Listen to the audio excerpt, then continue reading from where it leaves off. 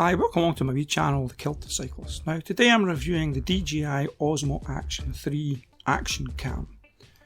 Now this is the second one I've bought because 2 years ago I bought the original Osmo Action and I found it to be a really good camera, and I've probably used it in about 100 of my videos.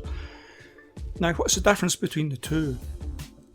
Well, the 3 is 21 grams lighter, has a larger sensor, larger pixel area, and the ISO of 12,800 as opposed to 3,200. There's so many different things that's good about it that, in my opinion, it was certainly worth upgrading. Now I just got the cheaper version, which comes with the camera.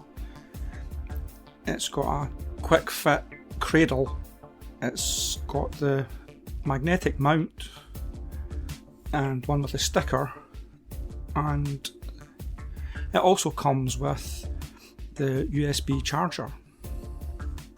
Now here you can see the two of them side by side, and as you can see, it's a larger lens to incorporate the larger sensor.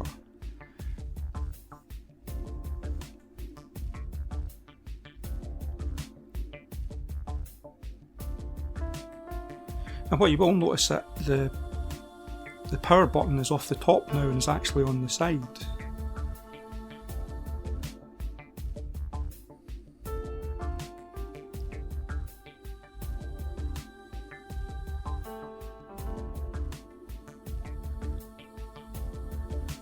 So as I said, this is the basic package. There is other packages where you get more pieces, but I thought, well, I'll just buy the basic one, and if I need to add things to it, then I will.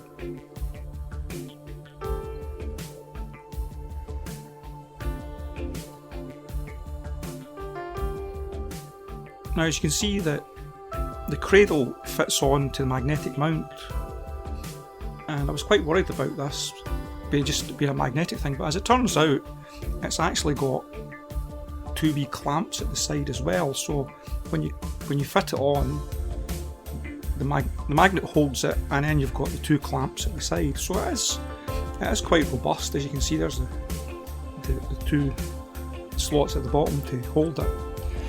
Because if I was to put it on my bike and have it on the handlebars as I normally do, then I wouldn't be too happy with it just having the magnetic mount. But as I say, that seems to be quite a robust mount.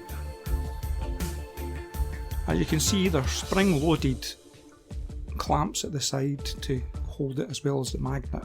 So it is locked in securely, and it is really quite quick to take it off. You just hold the two clamps at the side and remove it. It is quite difficult when I'm trying to film here and do it one-handed. It's not the easiest thing. But the only thing I felt a drawback was they keep giving you the USB-C micro charger, but it's got the USB-C on both sides rather than the old style USB, so you can plug it into your laptop. As I say, this is the quick release cradle. It's just got a clip at the side, and that opens up and allows you to slide the camera into it.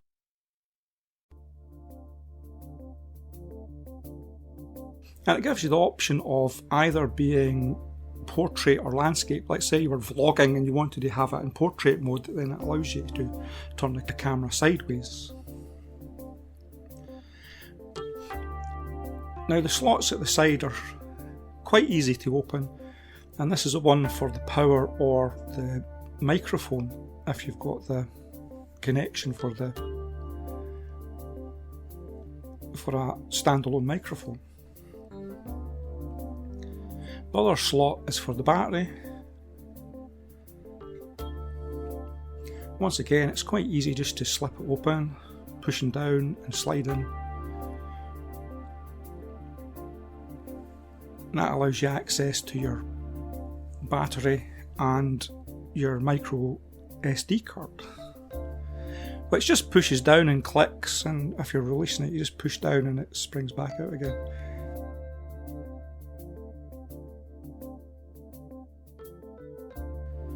Battery life is expected to be good on the camera, but I never take anybody's word for it. I'll time it myself when I've got use it in the field and find out exactly how long it lasts. I made sure I got a spare battery though, and I've got a charging case as well. That's one of the better accessories you can buy. The front screen is really handy when you're filming, because if you are vlogging you can see if you're in the screen or not, so it's really handy. One of the things I really like about the camera as opposed to the old one is now it's got a zoom mode. All you do is you hold the button at the side and just rotate the dial, and it gives you a 4x zoom, which is something that was lacking off the first one, so it's really good to see that on board. It's just got the usual menu, so it's easy enough to operate, just sliding things wrong and clicking on the one that you want.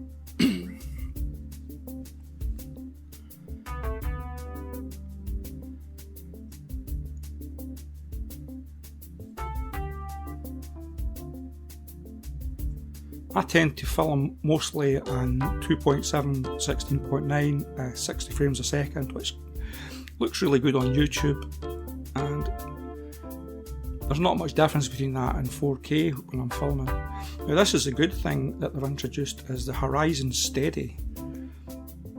Now the rock steady on this seems to be a lot better, but the Horizon Steady is brilliant because once you've activated that on the camera, you can rotate the camera around a full 360 degrees, as I'm demonstrating here, and it holds the horizon, so that the camera's actually turning, but as you'll notice with the footage, it's holding the picture steady.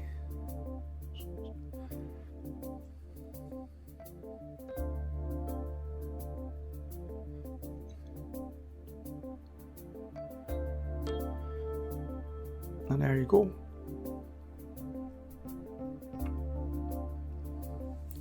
It certainly be handy for me if I'm out on the bike, so that it's not bouncing up and down, and I like to have it a bit more stable, and I think that'll be quite an advantage. Once again, the size comparison, it is slightly bigger, so I'm not sure you can use any of the cradles from the original one. But the only thing I found is that the quick switch button is really quite stiff. Hopefully that'll break in, because it's quite hard pushing in at the moment. I would think that there's enough on it now to make it worthwhile buying. So I managed to get it for £309, and that's not much more, I think, than I paid for the original one. So time will tell if it works out as good, but it certainly looks and feels a really good quality camera again. And as I say, I like some of the upgrades I've done. The only way to find out how good it is going out filming, so that's what I'll be doing over the next few months. Anyway, if you've found this review helpful, drop a wee comment. Okay, thanks for watching. Right, bye for now.